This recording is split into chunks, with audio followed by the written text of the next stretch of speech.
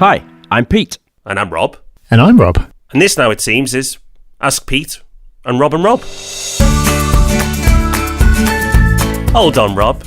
I know we've got him back on again, but he's taken over. Yeah, I know. By next week, he's just going to be Ask Pete, isn't it?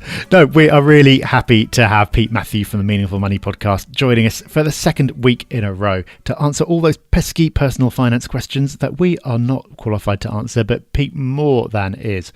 If you don't already listen to the Meaningful Money podcast, then you absolutely should. And you should also be pre-ordering Pete's first book, which you can find more about at petesbook.com, and you'll be hearing more about a little bit later on in the show. But before we get into the show, a quick reminder of how you can get on this very show. You can go to the website, thepropertyhub.net/ask. That's thepropertyhub.net/ask. Or you can call us on 013 808 0035. That's 013 808 0035.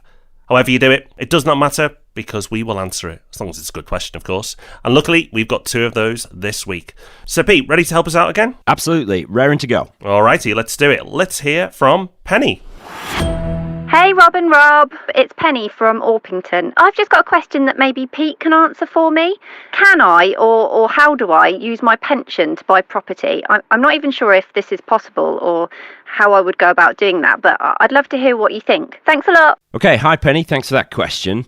So the first rule is that you can't buy residential property inside a pension, right? So that's the first thing we need to understand. You can buy commercial property, so car parks, shopping centres and stuff like that, but that's usually beyond the reach of many individual investors. So maybe commercial units on an industrial park or something like that. You can buy those inside a pension, but not in a bog standard one. You need a SIP for that. That's SIPP, self-invested personal pension.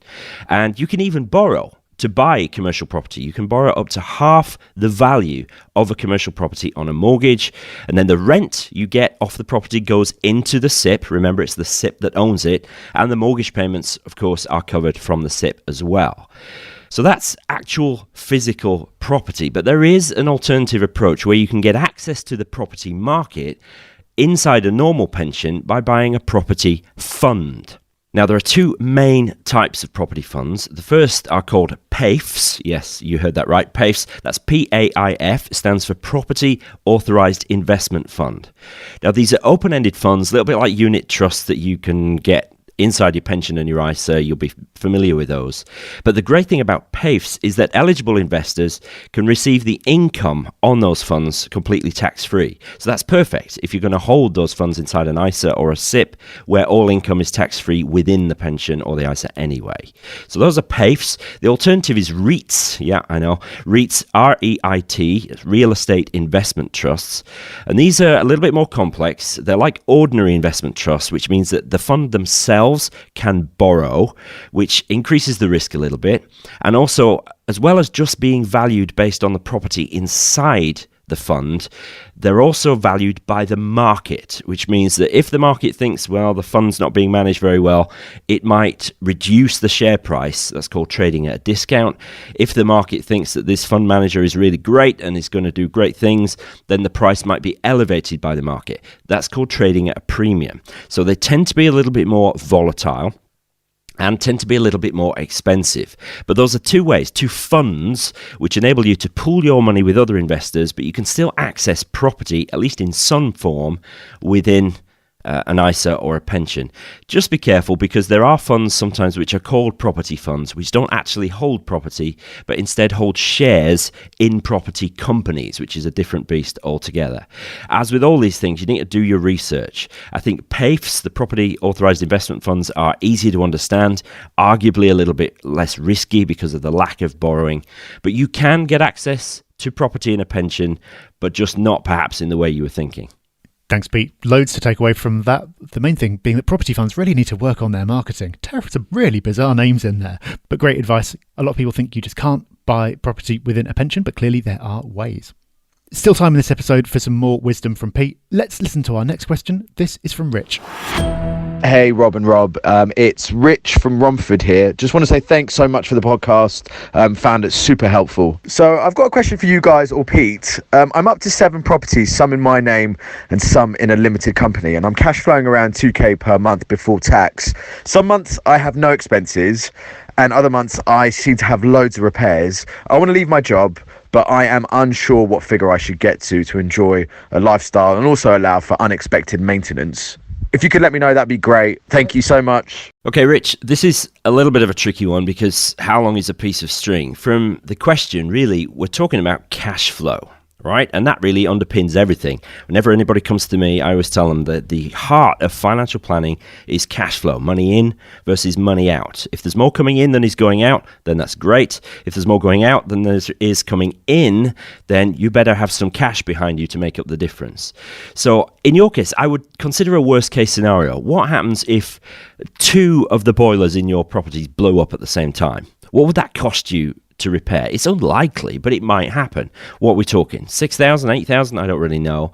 What you don't want to have happen is that you end up getting into bad short-term debt by whacking the cost of that on a credit card or going into overdraft or something. So try to have enough set aside to cover, as far as maintenance is concerned, the worst case scenario. But you also need to consider your living costs because you're talking about leaving your job and I presume living on the rent from the properties.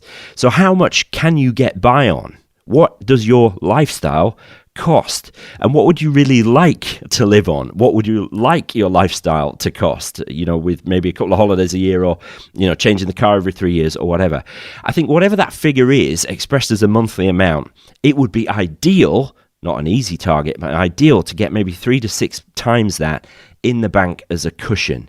Again, the last thing you want to happen is that you have to resort to bad debt like overdrafts or expensive credit cards to tide you over. Far better, I think, to try and amass some money behind you because then you can leave your job in the knowledge that you're in a great place. Okay, so it's all about cash flow, and in order to help you with that, try and have some money set aside and come up with an intelligent figure based on your specific situation as to how much that should be. Well, thank you so much to Pete Matthew for joining us. Pete, of course, from the Meaningful Money podcast. And he also has a fantastic YouTube channel. But not content, obviously, he's now produced a book.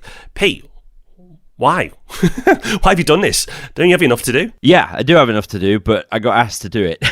I'm very fortunate, like you guys. The podcast has done amazing things for me, and Harriman House, the publishers, approached me and said, look, have you ever thought about doing a book?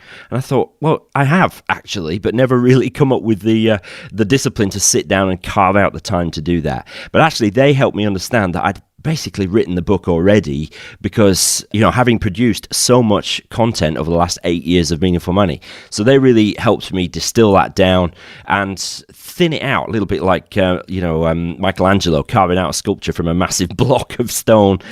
What I've done essentially is to distill 8 years worth of thoughts about personal finance into really everything you need to know and everything you need to do and nothing else. None of the extraneous, woolly, fluffy stuff that the financial services industry tries to confuse people with. So it's very simply worded. It's super practical. Every chapter has got action steps to take. And I'm really hopeful that if I can get this into as many people's hands as I can, then more people will be able to take control over their money and not have it rule them because, that's never a great place to be. So I'm really excited to get it out there. Awesome. And best place to pick it up, Pete? Well, the sort of central point is petesbook.com. There are pre-order links there to Amazon and to the publisher. If you buy from the publisher, you get the ebook version for free. But everything you need to know and everything you need to do is over at petesbook.com. Awesome. Cheers, Pete. Thank you for having me, guys. Really appreciate it. Well, it's more than a pleasure, and I'm sure everyone really appreciates having their personal finance questions answered as well.